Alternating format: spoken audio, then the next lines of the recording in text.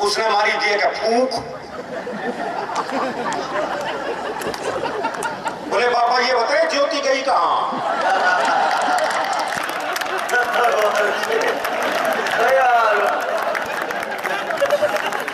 हम तो सुन ही नहीं सकते।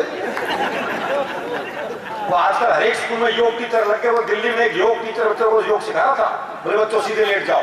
बच्चे सीधे लेट गए। बोले अपने पैरों से साइकिल चलाओ। वो सारे साइकिल चलाने लगे। एक पढ़ा रहा आपने हरियाणा का मस्त है। बोला तू साइकिल क्यों नहीं चला रहा? बोला मेरी साइकिल ढलान पे है।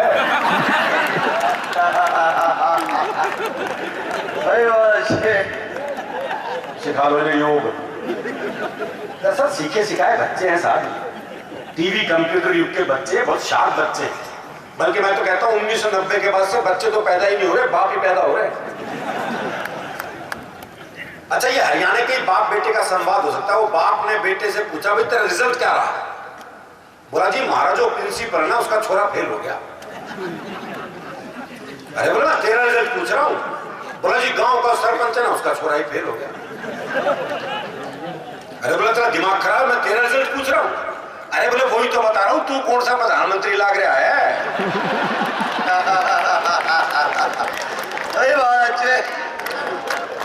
बढ़िया है बाबा।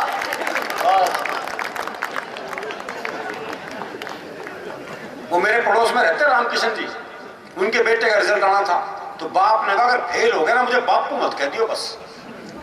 दोपहर में बेटा रिजल्ट लेके वापिस आया तो बाप ने पूछा भाई रिजल्ट क्या रहा? तो छोरा बोला रामकिशन के रखा रिजल्ट में छोड़ना।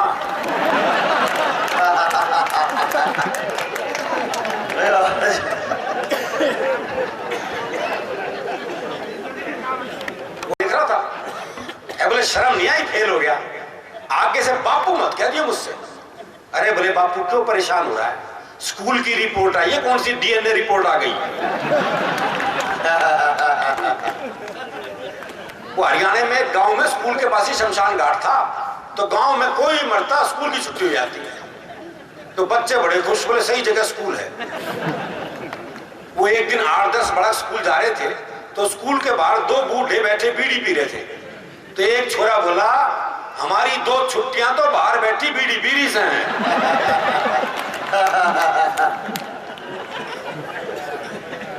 वो क्लास में टीचर ने सवाल कर दिया, बोले एक खेत को 5 मजदूर 10 दिन में जोतते हैं तो 10 मजदूर कितने में जोतेंगे? तो एक छोरा खड़ा हो गया, बोले जब खेत एक बार जुत लिया हाँ तो कितनी बार जोतोगे भाई उसे?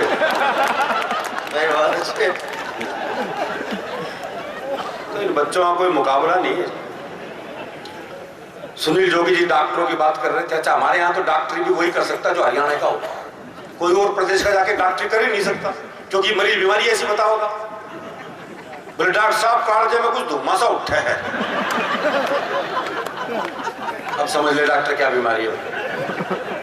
अच्छा डॉक्टर भी कमाल हो। एक डॉक्टर एक मरीज का चेकअप कर रहा था, देखा उसकी दोनों टांगे नीली पड़ गई। बोले ओ जहर चढ़ रहा है भाई, टांगे काटनी पड़ेंगी। दोनों टांगे काटी गई साहब, नकली टांग लगवाई गई। देखा कुछ देर बाद नकली टांग भी नीली पड़ गई। बोले ओहो तुम्हारी तो जीन्स ही रंग छोड़ती है।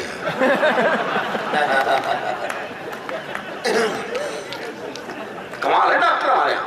और बड़ा घुमा के इलाज करते, सीधे इलाज भी नहीं करते। वो एक के बहुत खांसी थी, डॉक्टर के पास गया, डॉक्टर उसे जुलाब की गोली दे दी। बाद में कंपाउंडर ने कहा बोले ये क्या क्या जी? उसकी तो खांसी थी, आपने जुलाब की गोली दे दी। बोले कुछ नहीं साला, खांसने से पहले 100 बार सोचेगा।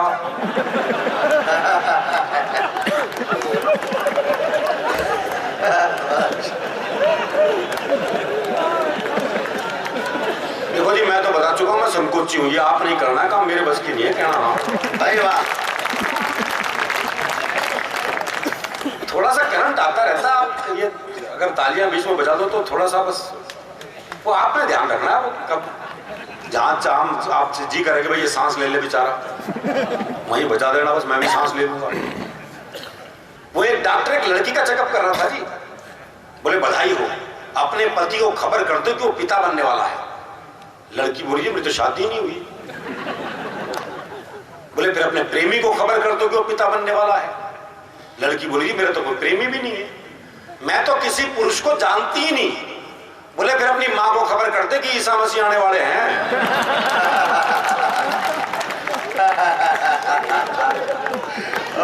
कमाल है वाह। दरअसल बहुत मस्त प्रदेश है जी। एक कविता पहले आपको छोटी सी सुनाता हूँ बीच में, फिर वापिस हरियाणा पे आ जाऊंगा। हरियाणा तो कहाँ जा रहा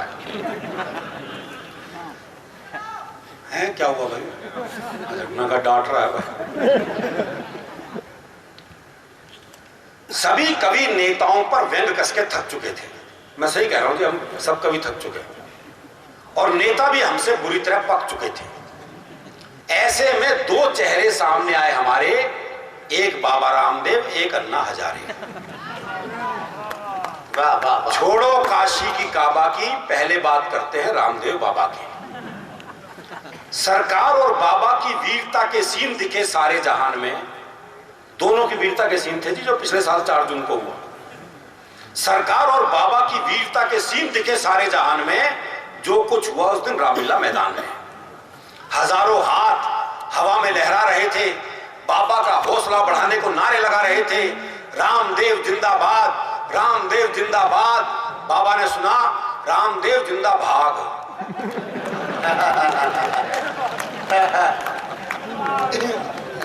बाबा ने जनता का आदेश सर माथे लिया, जो सुना वही किया, जो सुना वही किया। उस दिन अच्छे भागे बाबा सलवार में। आज खुद क्रीम पाउडर लेकर खड़े हैं सुंदरता के बाजार में। वाह वाह वाह वाह वाह। आज खुद क्रीम पाउडर लेकर खड़े हैं सुंदरता के बाजार में। अब बात करते हैं अन्ना की, जो बनके सबसे खास। अच्छा महाराज जी, आपको तो पता ही होगा, खैर आजकल कांग्रेसियों का प्रिय फल क्या है पता है आपको? बाकियों को अनानास।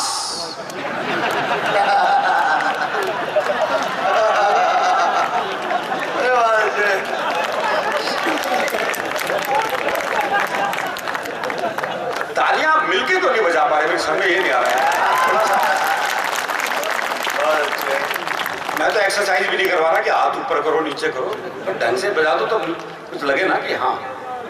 अच्छा देखिए, व्यंग कैसे प्रहार करता है। व्यंग आप तक पहुंच जाए तो आपका आशीर्वाद चाहूंगा। सरकार ने भी अन्ना को खूब झटका दिया। सरकार ने भी अन्ना को खूब झटका दिया। अफजल, गुरु और कसाब देखते रह गए, लोकपाल पहले लटका दिया। वाह वाह वाह वाह, बहुत अच्छे बात। लोकपाल पहले लटका दिया। आखिरकार भ्रष्टाचार से अपनी तिजोरी भर कौन रहा है?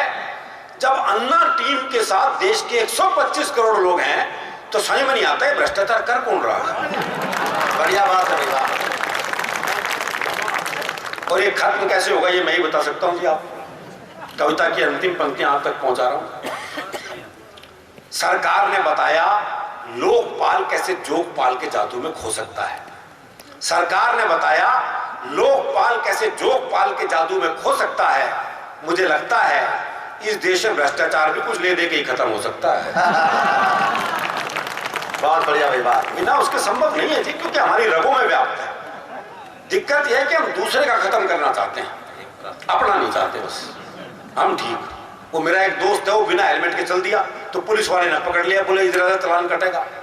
अरे बोले कुछ ले लवा के नक्की कर। अच्छा ये सुविधा हमारे ही देश में है, कुछ ले लवा के नक्की कर। उसे ही कुछ लोग खत्म करना चाहते हैं। बताओ, आम आदमी का एक सुख बर्दाश्त नहीं किसी को।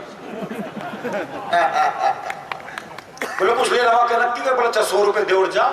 अरे बोले चला तो जाऊंगा, अगले चौराहे पे और मिलेगा, कहां तक बांटता फिरूंगा। बोले कोई भी मिले उससे कह दियो लिमका। बोले ठीक, चल दिया। वो अगले चौराहे पे पुलिस वाला मिल गया। बोले हेलमेट, बोले लिमका। बोले निकल जा। अगले दिन तो जानबूझ के बिना हेलमेट के चल दिया जी। बोले अब तो लिमका है अपने पास।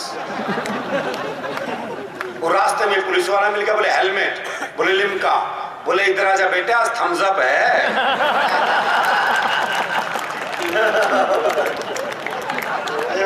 ऐसे थोड़ी खत्म हो जाएगा।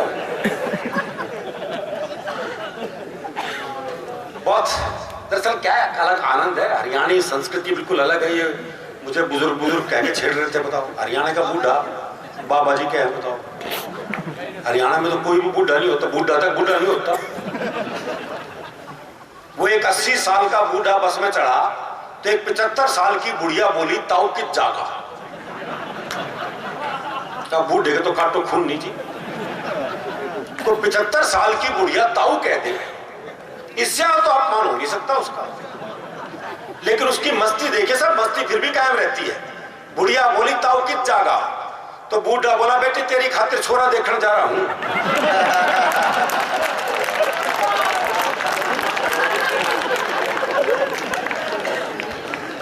तो हमारे यहां अलग मामला है जी। कहते हैं जी हरियाणा का आदमी उल्टे जवाब देता है, जवाब उल्टे नहीं देता, लोग सवाल उल्टे करते हैं। ये जितने पुरुष बैठे हैं महीने में एक बार ही सवाल सुनते ही होंगे, लेकिन ये जवाब हरियाणा का ही आदमी दे सकता है जी। वो नाई की दुकान पे बाल कटवाने के लिए पहुंचा तो नाई ने एक सामान्य सा सवाल कर दिया, बोले बाल छोटे करने हैं? बोले बढ़ा भी सके है।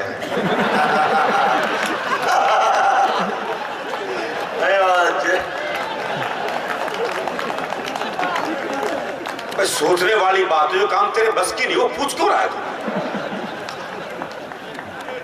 ये सवाल उल्टे। वो एक बूढ़ा बैठा बीड़ी पी रहा था तो एक ने पूछ लिया, बोले ताऊ बीड़ी पीवा है? अब कायदे से सवाल गलत। भाई जब तुझे दिख रहा है वो बीड़ी पी रहा है तो ये फालतू का सवाल कर क्यों रहा है? फिर क्या हरियाणा का आदमी जवाब उल्टे दे, हे बोले ताऊ बीड़ी पीवा है? बोले ना अगरबत्ती सुलगाइए धोख लगाऊंगा।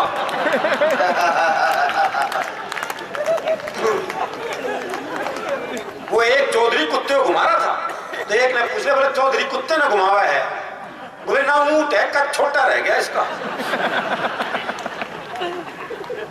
वो एक अर्थी जा रही थी, लोग राम नाम सत्य करते हुए जा रहे थे तो जो मरा था उसके छोरे से ही एक ने पूछा, बोला यो मर गया के? अजीब सवाल है जी, पर आपने देखा होगा लोग इस सवाल पूछते हैं। वो एक क्या ने प्लास्टर बंधा हुआ था तो एक ने पूछ लिया, बोले हाथ में चोट लग गई के? बोले ना फैशन है।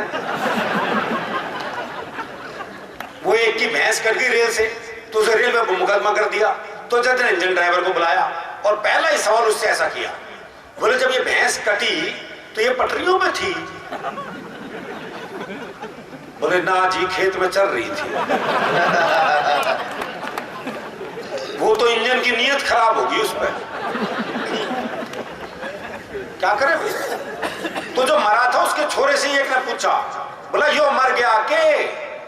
बोले ना बाजार घुमान ले जा रहे हैं इसने।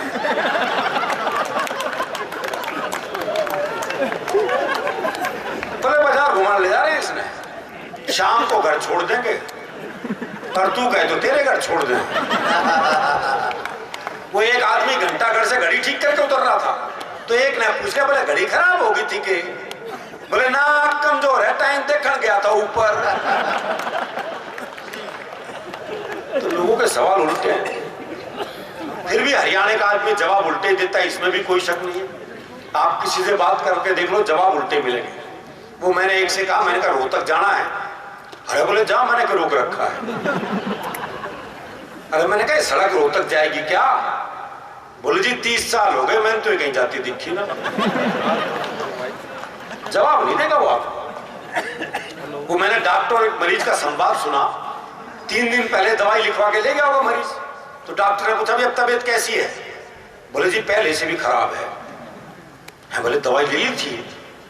बोले हाँ जी केमिस्ट की दुकान से ले ली थी। अरे समझा नहीं, दवाई खाली थी? बोले नहीं जी वो तो भरी हुई थी। अरे भाई मेरा मतलब दवाई पी ली थी? बोले नहीं जी वो तो लाल थी।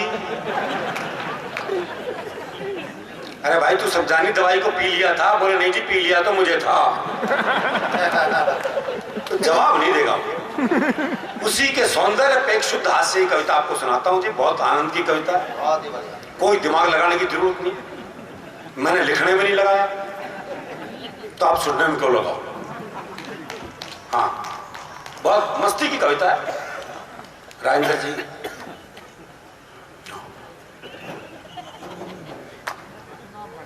दरअसल क्या है जी, संवाद की कमी हो गई इसलिए हास्य रस की कमी हो गई, हमने आपस में बात करनी बंद कर दी। वाह वाह वाह। क्योंकि अब टीवी और कंप्यूटर ने आदमी को ऐसा अपने में घेर लिया कि आदमी पड़ोसी के घर नहीं जाता तो कैसे बात करे, बात नहीं करेगा तो हास्य रस कैसे होगा। वो एक बुजुर्ग महिला बस में चढ़ी तो किसी ने सीट नहीं दी उसे, तो ड्राइवर को दया आ गई, उसने बोनट पे बिठा लिया। थोड़ी देर बाद 30-35 साल की सुंदर सी महिला चढ़ी तो सारे सीट देने को तैयार, और वो महिला बैठने को तैयार नहीं। तो बुढ़िया बोनट पे से बैठी बैठी बोली, अरे बोले बैठ जा, कुछ साल बाद बोनट पे ही बैठना पड़ेगा। तो ये संवाद जीवन में बहुत जरूरी है जी। बहुत बढ़िया बात। हाँ आइए सर। पुलिस को रंगरूटों का दस्ता चाहिए था नया। हरियाणा का राधे श्याम भी इंटरव्यू देने गया। इंटरव्यू में पूछा गया सिर्फ एक सवाल, और राधे ने बना दिया सवाल का बवाल। सवाल था, आप सेब खरीदने जाओगे तो 50 रुपए किलो के हिसाब से 100 ग्राम सेब के कितने पैसे देकर आओगे? यह आसान सा सवाल था जी, लेकिन इस आसान से सवाल को हरियाणा का आदमी कैसे बवाल बना सकता है, बस यही इस कविता का सौंदर्य है। आप सेब खरीदने जाओगे तो 50 रुपए किलो के हिसाब से 100 ग्राम सेब के कितने पैसे देकर आओगे? राधे बोला, अगर मैंने 100 ग्राम सेब के भी पैसे दिए तो पुलिस में भर्ती हो रहा हूं क्या एसटीसी कराने के लिए? भाई अगर मैंने 100 ग्राम सेब के भी पैसे दिए तो पुलिस में भर्ती हो रहा हूं क्या एसटीसी कराने के लिए? साहब को जवाब में मजा आया, उन्होंने सवाल को आगे बढ़ाया। अच्छा मैं खरीदने जाऊं तो मुझे कितने के मिलेंगे? राधे बोला, आवाज करो, पूरी पेटी आपके घर भिजवा देंगे। अच्छा तुम्हारी पत्नी तो पुलिस में नहीं है ना, वो जाएगी तो 100 ग्राम सेब के कितने पैसे देकर आएगी? राधे बोला, साहब मैं अपनी पत्नी को आपसे ज्यादा जानता हूं, उसे खरीदारी का है बहुत चाव, पर उसे 100 ग्राम खरीदने होंगे तो 100 ग्राम का पूछेगी भाव।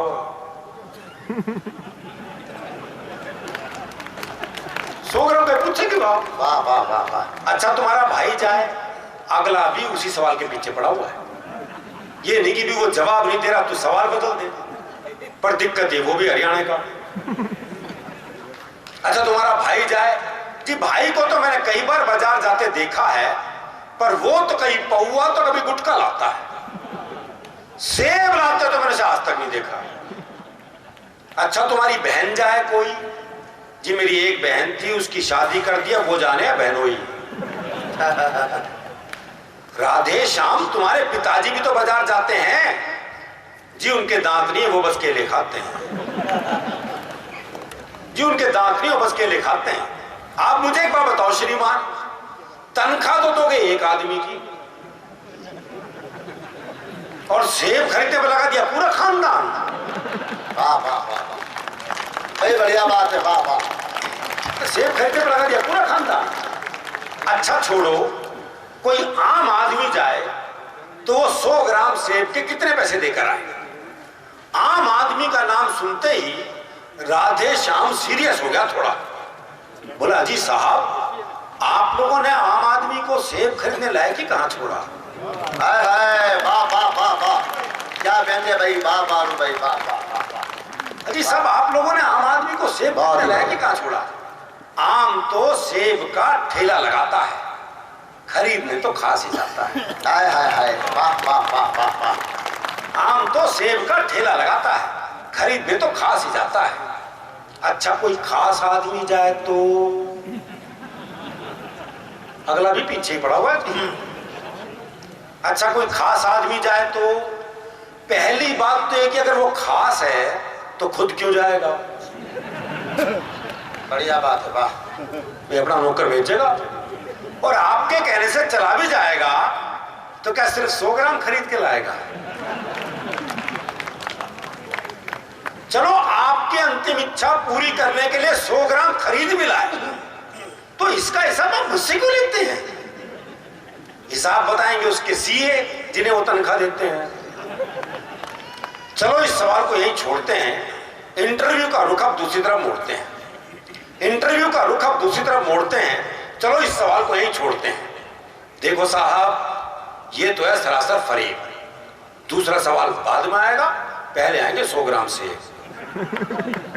पहले आएंगे 100 ग्राम सेब। तुम्हारा कोई दोस्त है राधे श्याम? हाँ जी है, सीताराम। वो सेब खाता है? हाँ कोई खिलाए तो खा जाता है। साहब आपने भी इस सवाल को खूब खींचा है, लगता आपका कोई सेब का बगीचा है। कुछ भी हो पर अब अपना जवाब ले लो। जवाब पे आ गया। कुछ भी हो पर अब अपना जवाब ले लो। सीताराम फल वाले को 5 रुपए देगा और कहेगा इतने के सेब दे दो। पर इतने के कितने?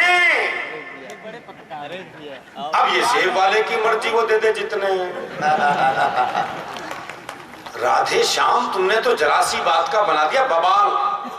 राधे बोला साहब मुझे तो शुरू से पसंद नहीं है सवाल, मुझे तो शुरू से पसंद नहीं है सवाल। मेरे विचार में आज संसार में जितनी भी गड़बड़ है असल में सेब ही उसकी जड़ है। बहुत अच्छा भैया। दर्शन पा गए, चिंतन पा गया, पर जवाब देके नहीं दिया। मेरे विचार में संसार में जितनी भी गड़बड़ है असल में सेब ही उसकी जड़ है। अगर उस दिन आदम और हव्वा वो एक सेब नहीं खाते तो ना मैं आता ना आप यहां आते। भाई बहुत अच्छा।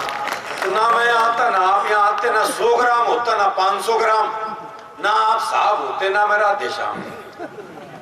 इंटरव्यू का ये हुआ परिणाम कि आजकल राधे श्याम सब्जी मंडी में डंडा फटकारते हैं, खुद तो भरपेट खाते हैं और साहब के लिए 100 ग्राम भिजवाते हैं और साहब के लिए 100 ग्राम